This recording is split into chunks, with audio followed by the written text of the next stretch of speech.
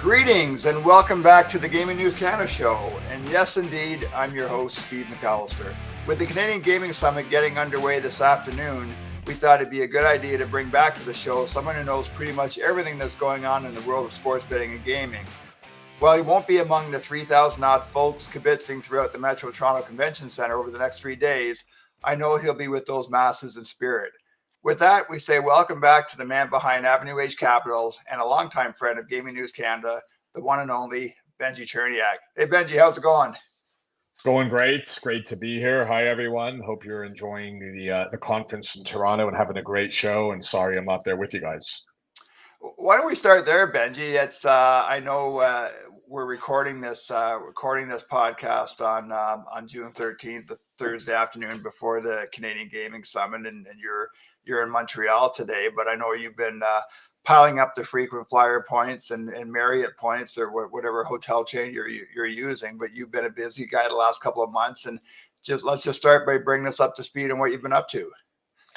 Look, a lot of it is more of the same. I continue to invest in startups. I continue to advise startups in our industry. I'm involved in a couple of consulting projects, primarily for some emerging sports, which I think is a category that's clearly on the rise in terms of monetization opportunities.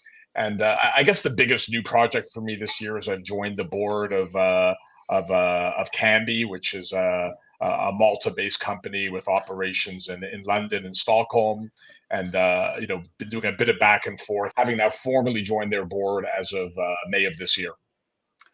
Hey, Benji, one thing, common sight when I go to the conferences is you're usually parked for the 2 or 3 days of the conference and kind of doing Gatling guns meetings, one right after the other. And again, this is an industry, we'll get into this a little bit later, that's facing a little bit of controversy right now. I think, it's still in North America, regulated gambling is a very, very new industry. And I think we're certainly seeing the growing pains of that.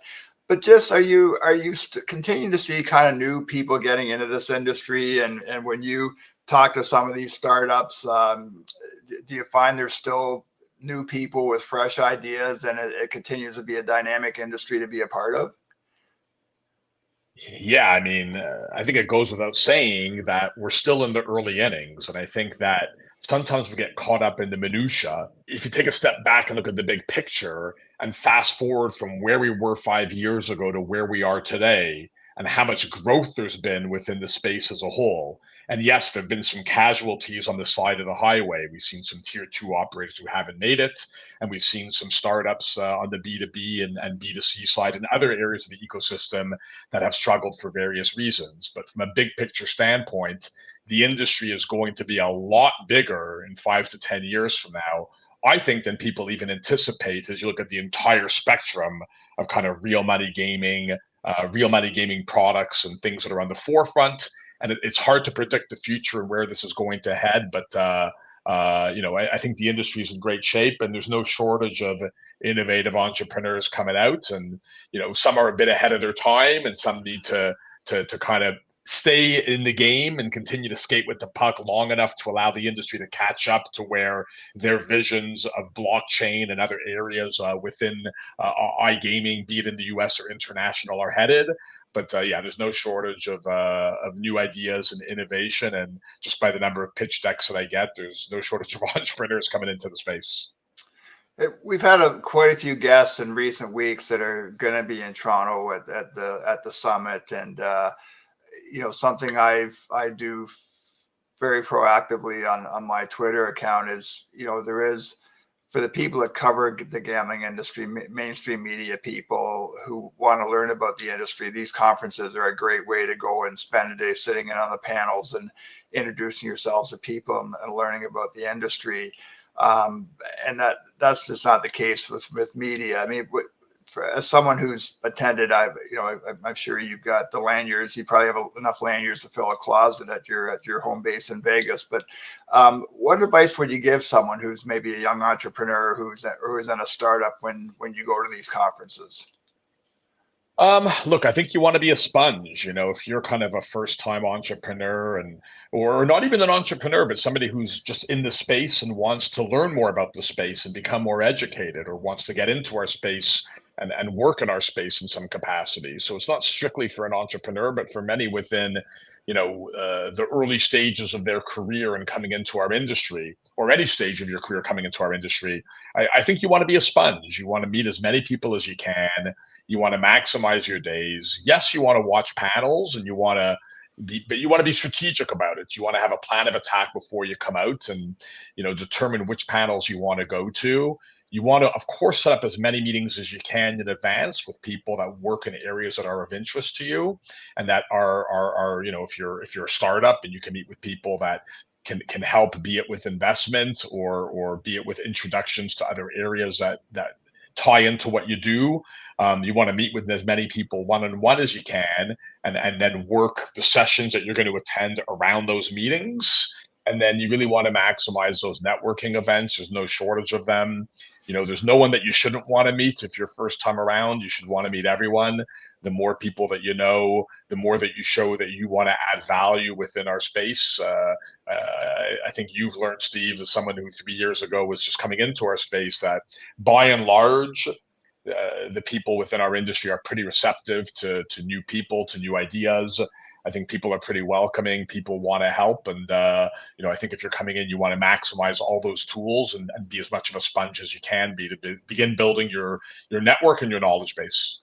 I was going to say, Benji, I mean, this industry, the people are unbelievably accessible, from CEOs to vice presidents to directors to other people. I think that was the one thing we first met face to face at the SBC Summit North America back in December 2021, and again, I'll always be grateful to you for making some introductions in the early days of the Parlay and Now Gaming News Canada. But yeah, just if you're attending for the first time next week, like walk around the floor at the Metro Toronto Convention Center and drop your business card off. And it's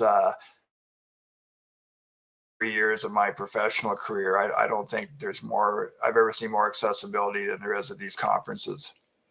But I would forewarn at the same time, right? Like someone like myself, I get approached when I'm heading into a conference. I might get 10, 20, 30, 40 people approaching me on LinkedIn blindly, or reaching out via email, which can be found on my LinkedIn, or whatever format it may be.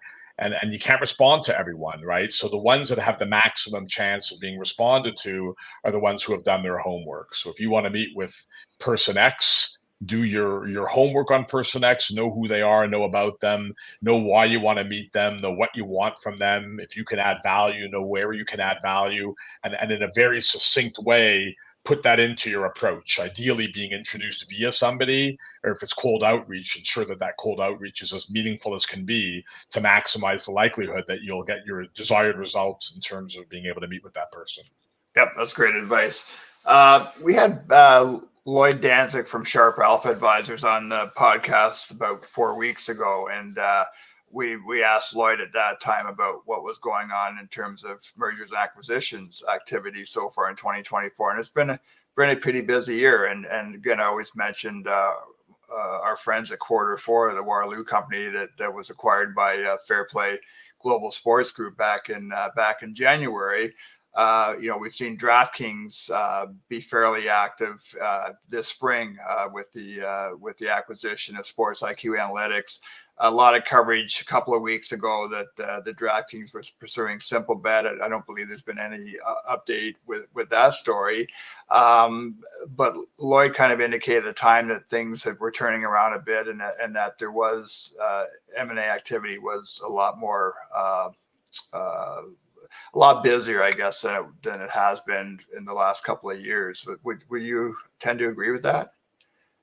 Yeah, I think it'd be very difficult to disagree with that, right? If you look back at the previous couple of years, stock prices were somewhat depressed and companies weren't flush with cash. And, look, if you look at the B2C operators, the big ones have now turned the corner. You look at a DraftKings, and on a month-on-month basis now, they're building cash flow versus burning cash flow. And, what do you do with that cash flow is you build it. And, how do you grow into other verticals within the gaming ecosystem? And one way to do that is to build product. And another way to do that is to go out and buy Jackpockets, which is exactly what DraftKings did. And, of course, Right. now they look in terms of, again, I have no quote unquote inside intel here, but one would surmise that they looked internally and said, how do we enhance our pricing?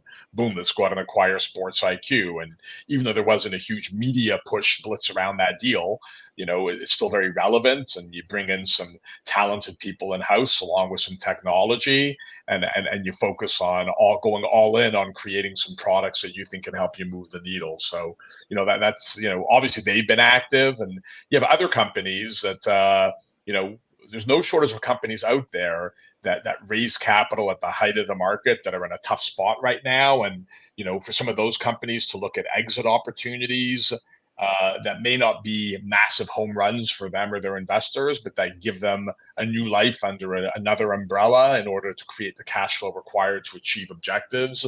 That's another way M&A can happen. So there's different types of M&A. There's M&A where is more consolidation of markets where on the B2C side, there's M&A where it's more of an acqui-hire along with some technology. And then there's M&A where you're picking up pieces of a vertical that can help you grow your existing user base into new product lines that can be interesting and create new revenue streams. So there's no shortage of all of those right now. And, I think the key thing is that the operators and the bigger B2B companies are now open to those conversations and having those conversations in a way that they weren't a year and a half, 2 years ago.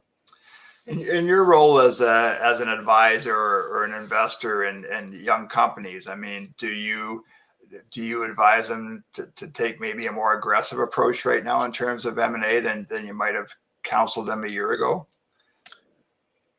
I wouldn't say so. Like, I think that, to me, the path remains the same. If you're a startup from 2021 and now it's 2024, you're still a young company. You're 3 years in. I think that the focus primarily for a founder needs to be on how do you move this company forward on a day-to-day basis.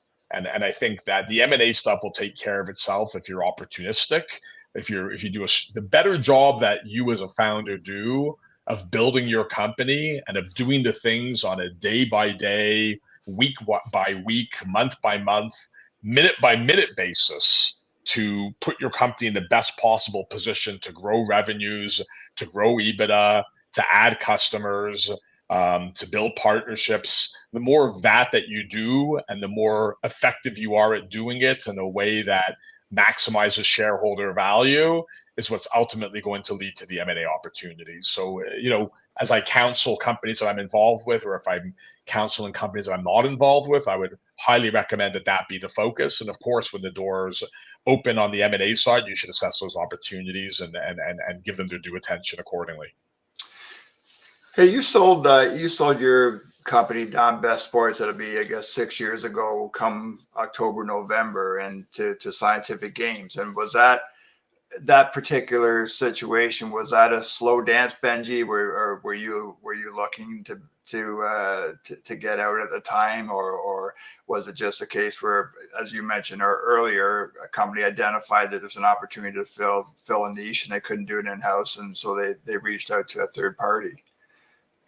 Yeah, we were never proactively looking or trying to sell Don Best. We never ran a formal process the way that many companies do right now. We were very content with our business and where it was in running our business. And when people came knocking on our doors, we would assess the opportunities accordingly. And, Sci Games, now Light and Wonder, did acquire us. Prior to them acquiring us, there were other inquiries where we, had some level of interest in conversations, and those opportunities didn't materialize for a whole bunch of reasons. The Sci Game was one. I think it moved as quickly as it could, given how sizable a company they are. They showed tremendous interest from day one. At that time, you got to back up 6 years. pre-PASPA repeal. It was just in the process of being repealed. And, here you are, your Psy Games, you've just acquired OpenBet. So you've got this market leading, scalable, one of the most reliable platforms globally. And you're coming into the US market, and the opportunity to acquire a pricing shop that's focused on US pricing, which is what we were at that time, is appealing and a good marriage. So it just made a lot of sense for them. And the way in which they approached it made a lot of sense for us. So it happened relatively quickly, but as with all M&A, look, we've seen some M&A. You talk to Carolina at BeyondPlay, and she talks about how the whole thing with FanDuel happened very, very quickly and unexpectedly, right? So, there's no one size fits all when it comes to M&A and how quickly it will happen. It just depends on a whole bunch of variables. But the more motivated the buyer is, and the more motivated the seller is, and the more those worlds come together, the more likely you are to see a favorable result and a faster result. You've been, as I mentioned at the top, you've been traveling the globe recently. You were in New York, I think, back in March at Pierre Lin's next IO conference. I know you were in Malta for another conference. Without giving away any state secrets, like what are the conversations you have with those people at the conferences, and what's kind of top of mind with people across the industry right now?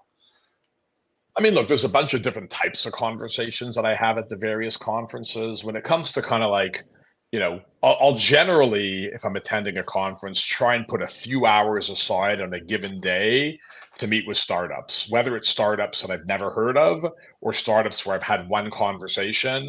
The way I try and do that is maybe take a 2 or 3 hour block of time and carve it up into 20-minute slots. So I might have 6 or 9 20-minute slots. And as I get outreach with folks that have interesting business ideas, I'll shoot them what remaining slots I have, and they can choose their 20-minute, and there I'll have an opportunity to sit with that founder and learn what they're doing. And if I find it to be compelling, I can always schedule the follow-ups thereafter, right? And I find that kind of approach works well for me. And then, of course, I work with my existing portfolio companies at these conferences to, in some instances, join with them at various meetings, depending on what those meetings are, or I'll facilitate introductions to them to partners that can help potentially move the needle and join in on some of those meetings. So it's a little bit all over the map in terms of what I do. Sometimes I'm meeting with corporate development people from various organizations that are looking at M&A opportunities and want to discuss either a specific portfolio company or just take my temperature on the portfolio as a whole. So it's really all over the map. And in terms of what I'm seeing right now, look, there's no shortage of hot topics and hot areas within our space. I think that, interestingly, if you look at the international markets, I was just out in the next conference in Malta, a lot of the activity and action in the international markets revolves around gray markets. It's almost like a resurgence, less so in the US, more so globally. Like you got these different types of casinos and sports books and blockchain and crypto driven, and you got these Telegram casinos, and some of these things are doing just massive handle. And there's kind of a renewed area of interest within that on the global front, which isn't quite as prevalent in the US. I guess the way to translate that in the US would be looking at some of the sweeps casinos and sweeps, not just casino, but sportsbook and other verticals within real money gaming. If you look back a few years ago, there was just VGW and one or two others, and there was just the Fliff on the sportsbook side. Here we are a couple of years later, and there's just it's hard to track all of the sweeps casinos that are launching now in the U.S. And there's obviously a number of other emerging sweeps sports books, and now we're seeing sweeps in other verticals as well. So I think these are interesting dynamics because the one commonality between some of these international kind of gray crypto blockchain Telegram offerings and the sweeps offerings is that the one commonality there is that you can create an opportunity to create revenue streams that are a bit more national or international in approach versus in the US, as an example, segregated on a state-by-state basis. And of course, there's still some limitations within many of these products within individual verticals, where you've got to limit what you're doing in specific states, but it does allow you on the marketing side to take a more national approach, which provides inherent advantages. So we're continuing to see investment in those areas. We're continuing to see growth in those areas. Look, I think that you talk about M&A, and there's no shortage of rumors on the whole DraftKings Simplebet situation. And I think that's opening doors, right? There's a whole bunch of other companies that are creating really interesting pricing dynamics, if you want to call them micro markets or some version of a same game parlay. And a number of companies that are now potentially, if and when a Simplebet DraftKings deal comes to fruition, there's going to be a number of other operators in North America that may be looking at other alternatives. So I think that that's kind of a topic of conversation now as a general statement. And look, just overall gamification, right? I think that people are looking at ways, how do we differentiate our offering, be it sportsbook, be it casino? Of course, in the US, on the casino side, we're really limited as it pertains to legislation state by state. But how do we, and you've heard Chris Grove talk about this at conferences, but how do we take the sportsbook experience that we have today or another real money gaming experience, be it fantasy sweeps or other, and how do we gamify it? And how do we kind of retool it for that next generation of punters who are now a couple of years into their journey of learning about real money legislated sports wagering? So I think these are a number of different areas and topics that I think are emerging and at the forefront. I really want to get your thoughts on the media/content piece too, because you're very plugged into that area. That's obviously a passion of mine, and I think we have seen a selling down, certainly in Ontario, with the amount of money being spent on sports betting advertising, and sportsbook and iGaming companies are looking for different ways now to market themselves through the use of the media and content. Just some thoughts on that, Benjie. Well, look, previously it was spend whatever you need to convert customers. But I think that a lot of operators now are becoming a little bit more, I don't want to say apprehensive, but a little bit more strategic in their spend and how they go about spending and what they are prepared to pay to acquire a customer.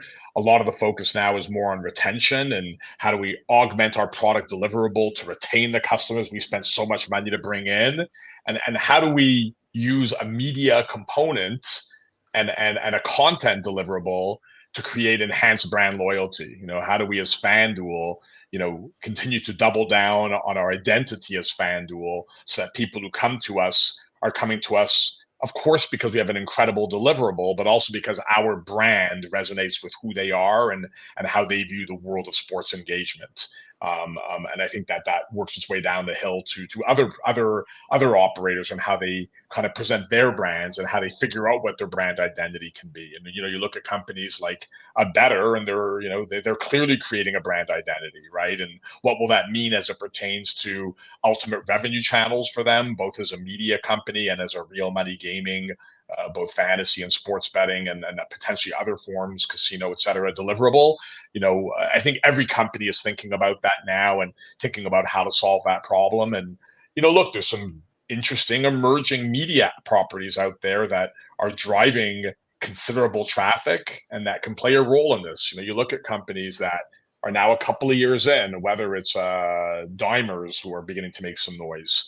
Now we're seeing a company like a Forever Network, which has Basketball Forever as a brand and very sticky brand. They've got those younger consumers. When I mean younger, kind of that, emerging next generation better that is highly coveted, and they're engaging with that consumer. And how do they turn that and help create monetization channels within the sports engagement field, whether that be sports betting or other, right? And you look at companies like Dabble, which are now, they take a very social approach to sports betting and kind of out in Australia merge the feel of a social media and an Instagram with the real money betting and the copy bet feature. And others are now beginning to think about how do we replicate that. And Dabble themselves are now making waves on our side of the pond, right? And of course, within Canada, if you look at on a Canada specific basis, you have to measure all that within what restrictions will there be and what types of ambassadors you can work with and which athletes you can work with. And not just what you want to spend, but what you're allowed to spend, and all that within the context of the majority of the country remaining gray today, right? You got Ontario. Hopefully Alberta's the next one to fall, but these remain such early days within the Canadian landscape, and Ontario's been such a fantastic market that it's exciting to think what can happen as more and more provinces over time open up, which inevitably they will over time. It might take longer than we might like, but it's hard to envision a scenario where if you fast forward 10 to 20 years from now, where it's just Ontario or just Ontario and Alberta. Yeah, that's a perfect segue, Benji. It's almost like we scripted this to my final question for you, and that's just. We're already at the final question. We're already at the final question. Actually, let me back up two questions, just on the media side too, and again, just to toot the horn of our parent company, Parlay, a little bit too here. Mark Silver, our founder, had a post on LinkedIn this week, and it was 3 years ago this week as we record this podcast where we produced our first video. And a young woman named Sarah Pereira, who was a graduate of Humber College's sports broadcasting program, and Sarah just started a new job this week with Sporty Group in Spain as a soccer commentator, and it's one of the things that we're most proud of with this company is when the 6 partners started this 3 years ago with support from people like yourself and Chris Grove and others. It was to take young talent and produce and develop them and give them opportunities to move up the ladder or pursue other exciting opportunities. And Sarah really wanted to work in Europe. I think she speaks Portuguese, Spanish, and English. So that's a real feather in our cap. But I look at even the evolution of home parlay / homestand sports and the content that we're doing on behalf of operators and how our media strategy has shifted in 3 years. Yeah, I mean, look, hearing a story like that, it really warms my heart. I mean, I think when you hired her, she was almost coming out of school, if I'm not mistaken, or going back and recollecting. And this was probably like, parlay was her first job, right? Yes. And she honed her skills with you guys and used that as a bridge to make her way and break her way into mainstream media in Spain, and off her career goes, and she'll undoubtedly do fantastic things. And where did she get her start? With you guys. And there's no shortage of examples of that I can think of people who were with me in our Don Best days. Well, maybe not even known to very few, is back when one of our failures at Don Best is we started something back in 2010 called Don Best TV. We were just ahead of our time. We were creating video content, and the content was fun, but a number of people got their start with us. People like Kelly in Vegas, who's obviously a household name now. People like Todd Furman, who went on to be featured on national television and Fox and now has a highly successful podcast. These are people who are successful faces within our space who got their starts with Don Best TV, which we shut down a year and a half later because we were burning capital and it didn't make sense for us. But we saw some young people who got their careers going similar to what you guys are doing. And it's very heartwarming, when I look now at many of the people who work for me, who are leaders in our industry within various trading shops and other areas across the industry. Yeah, and I think that's the exciting thing about this industry too, Benji, is that there's 2 prongs here. We had Dr. Ian Messenger on last week from the Association of Certified Gaming Compliance Specialists talking about the kinds of people are taking their course now, and they offer a course through Dalhousie University. And there are now opportunities if you're a young lawyer, or if you're working for a Canadian bank, to get into this industry and do quite well. And Chantel Cipriano at PointsBet Canada is an example. That's someone who was working in the banking industry, has a law degree, and now is wearing 3 or 4 different hats as a vice president at PointsBet. PointsBet's Canadian business.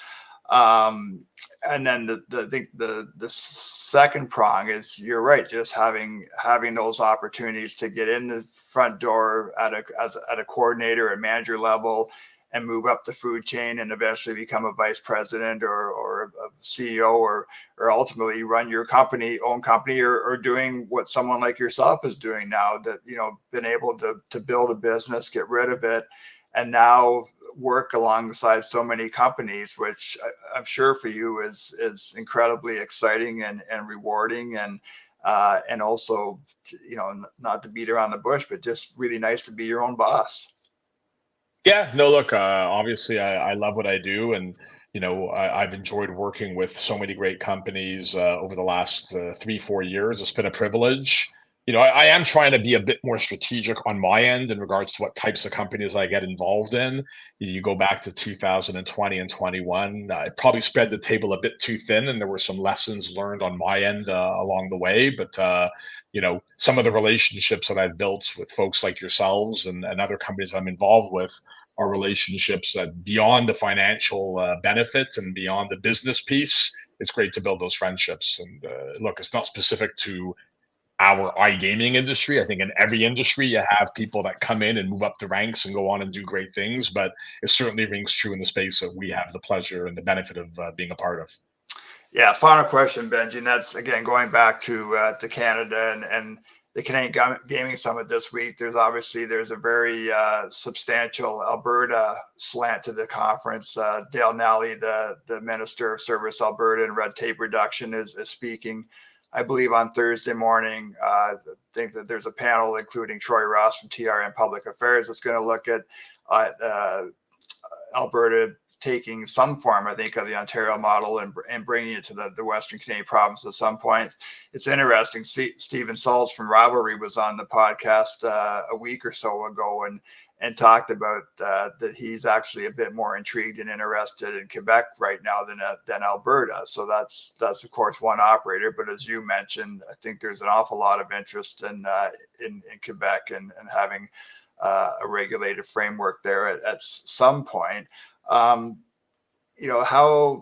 long do you think that takes for us to get there? I mean, it looks like Alberta is something that's gonna happen now, and that wasn't a conversation I don't think that we were having 12 months ago. But how do you see the rest of the country shaking out in terms of a regulated industry? My first answer is I have no idea, like in terms of how long it'll take. But I think my second piece of that answer is it's probably taking longer than I thought it would have taken when I saw Ontario move. Ontario has been such a fantastic framework, and they've created a benchmark that everyone can follow. And have there been some bumps and bruises along the way? Of course there have. There have been. And has Ontario had to make some adjustments, and have they been forced to make some adjustments and forcing operators to make some adjustments? Of course they have, and they will continue to. But as a general framework for any other province, the blueprint is there. You don't need to recreate the wheel. You just got to get with some of the capable consultants within Canada who helped create the Ontario framework and adapt that to the needs of your individual province. It's not as easy as flipping a switch and doing that. I totally get that. But I would have thought that it would be moving faster than it has. It's moving slower than I thought, and I think that'll continue to be the case for a whole bunch of different reasons. But I think we'll eventually get there. We'll have more provinces and not over time, but clearly it's taking a little longer than some of us might have anticipated, including myself. Benjie Cherniak is the principal of Avenue H Capital.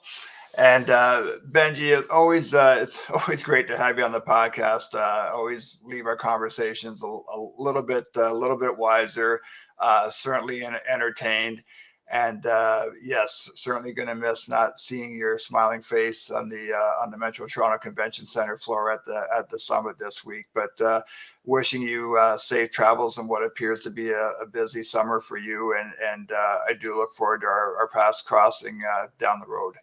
Yeah, they will. I'll be in your hood later in the summer. I'll be sure to come say hello. And just a quick thank you, Steve, to you and Mark and the entire team. You guys do fantastic work, and a huge fan of your show. And let's keep it going. Here. Thanks so much again, Benjie. That's it for this episode of the Gaming News Canada show. Grateful to Benjie Cherniak for joining us from Montreal. You can find this podcast at gamingnewscanada.ca or on the various podcast platforms. I look forward to seeing everybody at the Canadian Gaming Summit this week, and we look forward to having you join us again on this show real soon. Thank you for listening to the Gaming News Canada show. Sign up for our newsletter at gamingnewscanada.ca. Follow Steve McAllister on LinkedIn. Message Steve if you're interested in being a sponsor or featured guest.